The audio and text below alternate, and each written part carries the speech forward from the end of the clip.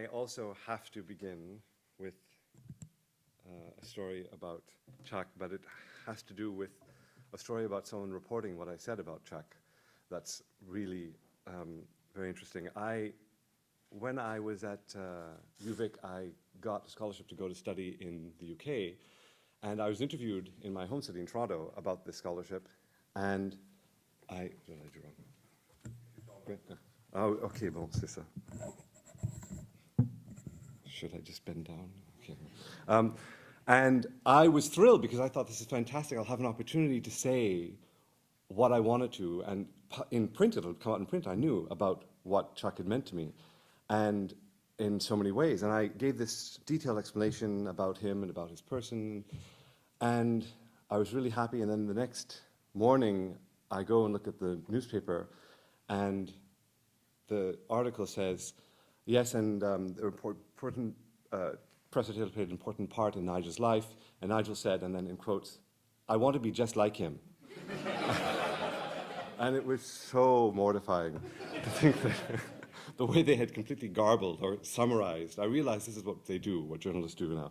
I'm not used to being interviewed, so I learned my lesson then.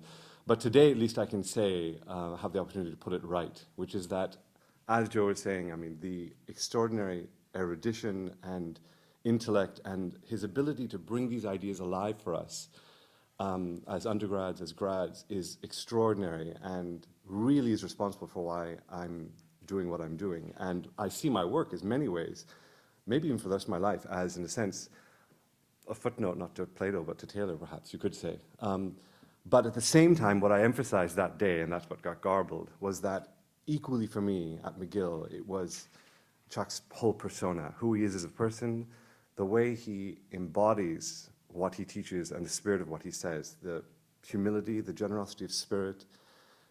It was extraordinarily inspiring to me and gave me a lasting lesson that really, when you do philosophy, if it doesn't affect the way you are as a person, then you're not as good a philosopher as you should be. And it's something that I really deeply appreciate, and I think a lot of students feel the same way.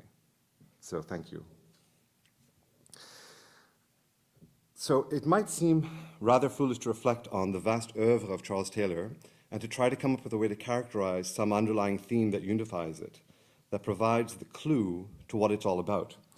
Richard Bernstein's engaged pluralism he spoke about at this conference is a great candidate.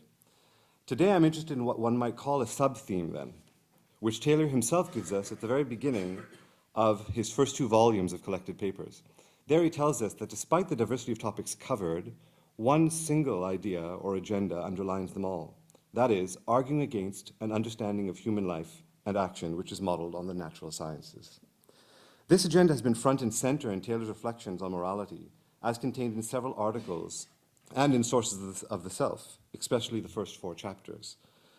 Taylor has consistently sought to defend and argue for an understanding of moral agency which is richer than what he feels is implicit in mainstream procedural moral theories, as he calls them, such as deontology or consequentialism. The moral phenomenology which he has sought to work out and which he believes is hidden or ignored by these normative theories is also aimed at meta-ethical theories such as emotivism or quasi-realism and at scientific reductivist accounts which attempt to dispense with or move us beyond the familiar language of morality altogether.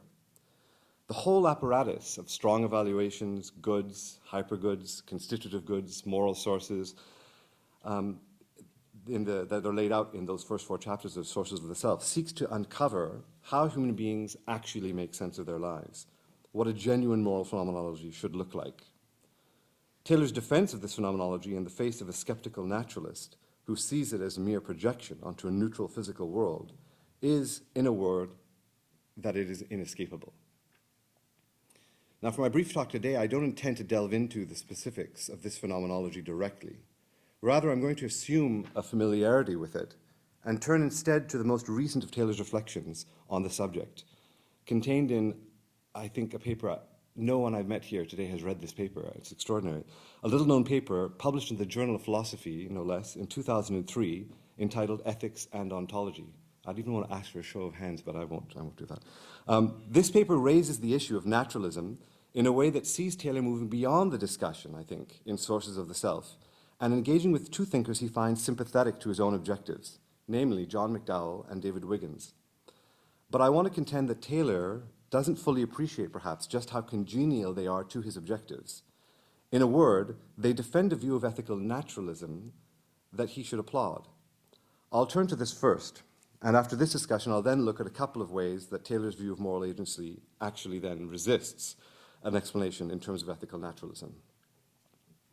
As I start out by saying, Charles Taylor has consistently opposed attempts to explain the human world in reductivist natural scientific terms. In ethics and ontology, his central concern is to understand how an ethical or moral phenomenology that does justice to how human beings make actual ethical sense of their own and others' lives can be squared with a naturalist ontology. Taylor makes clear that a naturalist ontology for him is one which explains things in terms of post-Galilean natural science. It's the way he often uses to explain this view of science, which entails a view of the universe as devoid of meaning and value. This is the same understanding of naturalism Taylor targets in Sources of the Self, which then wants to show that our moral values are nothing but projections and don't have scientific reality. Now, in ethics and ontology, Taylor turns primarily to the writings of John McDowell and, to a lesser extent, David Wiggins. He rightly finds in these two authors an approach to ethics that is motivated by intuitions similar to those contained in his own work. They do justice to the moral phenomenology that emotivists and quasi-realists fail to. But one of the refreshingly liberating aspects of McDowell's approach, which is arguably also true of Wiggins, is, I think, the innovative understanding of naturalism that they propose and which allows for the kind of reconciliation between the moral phenomenology and a naturalist ontology, between ethics and ontology, that Taylor seems to, I think, pass over, and which he should in fact applaud. Let me try to flesh this out. A good place to start is with the notion of values. Both McDowell and Wiggins defend an approach to values that construes our perception of them as analogous to our perception of colors. If we were to say that our experience of seeing the color red should really be explained in terms of the primary qualities of what we're actually looking at, its microscopic texture or structure, for example, then we are quite simply no longer explaining the experience itself, as it is subjectively experienced. Secondary qualities, therefore, such as colors, do have this kind of objective reality for us. We can all talk about seeing the color red. While they depend on beings like us to be seen, as long as we exist, they exist for us and independently of us. We, as it were, each subjectively experience them objectively, under favorable circumstances, the right light, etc. McDowell and Wiggins construe values as having an analogous reality, as Taylor observes in his article. Values are not arbitrarily subjective. As Taylor puts it, when I feel a sense of nausea, whatever object it is that causes my nausea is for me nauseous. But when it comes to values, my ascription of a value property to an action or person, while depending, like nausea, on my subjective experience and judgment, unlike nausea, of course, it can be criticized, and the question as to whether the action or person merits the value property ascription can be asked. While values are subjectively experienced, they also have an objectivity to them, insofar as we can ask whether someone really is honest or whether that action really was generous, without necessarily getting to the bottom of it. But more basically, their objectivity derives from the fact that human beings in a society can perceive the properties of actions or characters in a manner analogous to how they perceive colors. While our sharing the same basic visual perceptual apparatus is the condition of our shared color perception, an analogous case can be made for the genesis of our shared capacity for value perception. McDowell and Wiggins provide accounts of this genesis which are similar in important respects. While it's certainly more central to McDowell's account, both of them, for example, argue for a naturalist understanding of this account of the phenomenology of value experience that resists the reductivist terms of what Taylor calls post-Galilean science. McDowell lays out his candidate for a different understanding of naturalism in Mind and World and in his paper, Two Sorts of Naturalism. His objective is to show how human beings developed ethical and conceptual capacities, how their developed ethical and conceptual capacities should not have to be explained in terms of Taylor's post-Galilean science. It is simply wrong to believe that conceptual monism must prevail and that natural scientific truth is the only truth there is. Human beings are natural beings, and our ethical and conceptual capacities must be seen as ways of actualizing ourselves as animals. In the ethical dimension, our upbringings entail the shaping of our motivational and evaluative propensities, such that we come to develop a second nature on the basis of which we become capable of assessing actions and characters and describing value properties to them. For the most part, our ethical action and deliberation occurs in a manner that is non-codifiable, according to McDowell. On the Aristotelian model, if our second nature is one of virtue, then we acquire complex ethical sensitivity that involves possessing an understanding of all the virtues. And then when we determine how to act, the major premise in our practical syllogism, as it were, is not any particular moral rule, but rather our conception of the sort of person one should be or how to live. Assuming all in the community about this share this second nature of virtue, basically, we can count on there being shared ways of perceiving and responding to values in the actions and characters of the members of that community. This amounts to a logos of the practical and is the basis of ethical objectivity. Now, Taylor does acknowledge that McDowell challenges the ontology associated with the post-Galilean model and argues that we must, quote, understand the human world on its own terms. Taylor sees McDowell as claiming that with the existence of human beings comes, quote, a whole flock of subjective properties, thick and strong evaluations, which needs to be understood on its own terms and which cannot be made transparent to Galilean science, post-Galilean science. He even claims that, quote, McDowell seems to have done the trick and to have reconciled the deliverances of phenomenology and the basic concerns of a naturalistic ontology, which cannot allow values into the furniture of that universe, of the universe. But it seems that what Taylor is saying is simply that McDowell has defended the indispensability of such a phenomenology to our accurate and adequate self-understandings.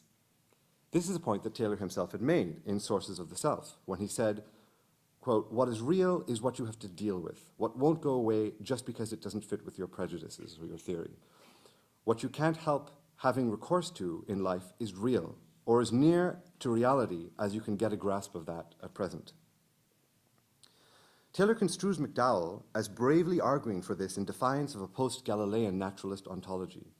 What we have seen, however, is that McDowell precisely challenges this ontology. What Taylor doesn't discuss is McDowell's proposal for a revised naturalism which accommodates second nature and rejects a conception of naturalism that equates nature with the natural sciences, with what the natural sciences aims to make comprehensible. It is precisely this way of grounding moral phenomenology that I think advances Taylor's agenda, and in a novel way. And it's for this reason I'm eager to know what he makes of it. Now, Wiggins has a similar way of accounting for our shared capacity for value perception which he discusses in A Sensible Subjectivism and another article called Moral Cognitivism, Moral Relativism, and Motivating Moral Beliefs. Analogously to McDowell's shaping of motivational and evaluative propensities, Wiggins shows how a historical social process can lead to the establishment of shared moral responses to intersubjectively discernible features that engage our sentiments or feelings. This process creates a form of life that invests certain features of people, acts, and situations with the status of values, Wiggins says. In growing up within such a form of life, Wiggins says, our original participation in a general way of feeling and being motivated leads us to finding or discovering that X deserves such and such response or has such and such a value. Wiggins also defends this moral phenomenology by arguing for its naturalist credentials along Humean, but avowedly cognitivist lines. He claims that Hume never deserved the hostility of moral cognitivists. So it's an original reading of Hume. Wiggins argues, in agreement with Taylor, that if value properties are not replaceable by physicalistic scientific explanations, then they are making a difference. He goes on to claim that value properties reveal how human beings respond not only to the natural features of the world, but, quote, to features that mind itself, as it has taken on a life of its own, has marked out there. Value properties are properties that mind critically delimits and demarcates in the world. End quote. If these properties are indispensable and irreducible, Wiggins concludes, quote, this is surely what it is for consciousness, not merely to arrive in the natural world, but for it to make itself at home there. By critically determining the presence there of valuational properties, we colonize the natural world. This grounding of moral phenomenology in human nature and historical social processes is Wiggins' own version of ethical naturalism, I contend, that rejects any post-Galilean scientific view of nature, something Wiggins explicitly does on several occasions, in favor of a Humean naturalistic view which treats human morality as a certain sort of natural phenomenon, a phenomenon of feeling, in Wiggins' terms. As before, I would like to see what Taylor has to say about this reconciliation of the phenomenology and ontology, which, again, is not based on the only form of naturalist ontology, that is this post-Galilean scientific one, that I think Taylor seems to entertain in Ethics and Ontology. McDowell and Wiggins, in a word, broadly agree with Taylor on the structure of the moral phenomenology, which has to be accepted. But they go further and try to provide a genetic naturalist account of it on the basis of a broader understanding of naturalism. Taylor even says in his article that a consequence of their accounts is that we, quote, either abandon naturalism or adopt a more sophisticated variant. My point here is simply being to highlight that a more sophisticated naturalism should in fact be seen as a constitutive element of their accounts. I want now to turn to a couple of ways in which the ethical naturalism McDowell and Wiggins presents, how it presents problems for the kind of moral phenomenology Taylor wishes to defend. So this is the second part of my paper. This brings us to the central point of ethics and ontology. Taylor states that he's convinced by McDowell's and Wiggins' accounts. He says he's convinced by their accounts, which he says show that our lives are unintelligible if we try to sideline the human world. As we've seen, but formulating the point a little differently, he feels they have successfully shown that enculturated, socialized humans cannot but take as real and objective the web of interrelated values they perceive and use to make sense of their lives and others, analogously to how secondary properties such as color are real and objective for us. Though, of course, this doesn't mean you simply accept all the values of your community, you're open to critique, though McDowell has a nice image for this, saying that whenever you subject the values of your community and what you were raised in to critique, you're like Nordat's boat at sea, where if you're going to replace it fully, you can only do it plank by plank at best. You take apart the whole boat and you drown. But this agreement notwithstanding, Taylor writes, quote, I'm sorry to trouble a hard-won peace, but it seems to me that there remains an issue here. Some sources of the temptations to undercut the phenomenology of moral life in the name of post-Galilean naturalism have been perhaps laid to rest, but others remain. We have not discharged our entire debt to phenomenology, the moral phenomenology, once we have laid the ghost of reductionism to rest. There remains the tension between the phenomenology of the incommensurably higher and a naturalist ontology which has difficulty finding a place for it. What I take Taylor to be saying here is that the values whose irreducibility and indispensability McDowell and Wiggins have successfully demonstrated relate to social values like generosity, honesty, kindness, and as he notes in the case of Wiggins, the funny. These are values which relate to human beings and societies interacting and getting along well together. In this respect, a naturalist ontology can account for most of them in evolutionary terms as serving important survival purposes. These are values that Taylor associates with what in a secular age he calls the order of mutual benefit, central to exclusive humanism, which depends on the discovery or definition of intrahuman sources of benevolence. Taylor links this to attempts in the 18th century to ground morality in human sentiments and Hume's tracing of virtues to utility. Now, what's missing from this kind of view of values is what Taylor captures with the expression, the phenomenology of the incommensurably higher. Taylor often uses the example of the Aristotelian to kalon, or the noble, to capture one sense of what he means here. A full account of our moral phenomenology can't just consist of social values and virtues rooted in mutual sympathy and utility. Human beings are also sensitive in their moral lives to higher values like the noble as a source of motivation. This is the example he uses in this article repeatedly. And these kinds of values aren't obviously amenable to a standard naturalist evolutionary account of morality, Taylor notes. So obviously the immediate response from a McDowell's-Wiggins camp is that their model can account for this. Let me focus on Wiggins, who would clearly be most sensitive to this kind of criticism, given his desire to defend a human cognitivism. Wiggins says that even if moral sensibility has its first origin in primitive benevolence, in a primitive system of boo and hooray, what we have now seems to have transcended its simple origin countless times over, and our responses are now clearly cognitive. Wiggins tries to show how pairs of value properties and responses develop and generate new ones until we have a whole system of moral value properties and responses which take on a life of their own and create our moral web. There's no reason in principle why the higher values Taylor speaks of should not be able to emerge in this process of cultural and moral evolution. In Ethics and Ontology, Taylor in fact suggests this emergence of higher values is a possibility that both McDowell and Wiggins may envision, given precisely Wiggins' genetic account of the funny. He hastens to add, however, that even if this is the case, quote, emergence in this sense puts a severe crimp in the standard naturalism of today's dominant evolutionary theories, end quote. Again, I think we should see both McDowell and Wiggins as simply rejecting the kind of naturalism Taylor is thinking of here, that kind of reductivist one. Not only can values not be reduced to primary qualities or neurophysiology, they also can't be reduced to utility or evolutionary imperatives. For McDowell, our ethical capacities, just like our conceptual capacities, qua second nature, are part of our actualization as organisms, as the kind of animals we are.